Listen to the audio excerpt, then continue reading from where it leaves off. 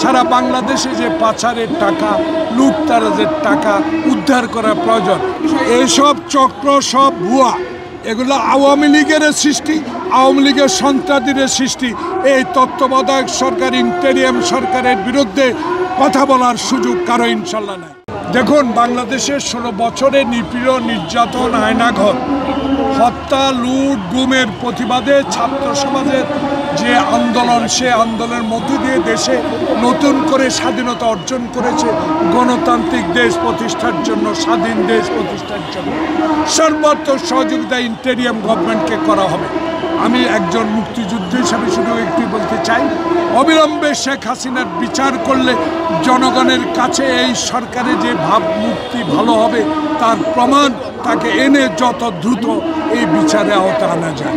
সারা বাংলাদেশে যে পাচারের টাকা, লুটতারাজের টাকা উদ্ধার করা প্রয়োজন। বিচার বিভাগকে সঠিক পথে নিয়ে যাওয়া দরকার। দুদককে স্বাধীনভাবে গড়ে তোলার দরকার। নির্বাচন কমিশন নতুন করে গঠন করে সকল উপজেলা, পৌরসভা এবং ইউনিয়ন বাতিল করে প্রশাসন নিয়োগ করার দরকার। এইসব চক্র সব ভুয়া, এগুলো আওয়ামী লীগের সৃষ্টি, আওয়ামী লীগের সন্ত্রাসীদের সৃষ্টি।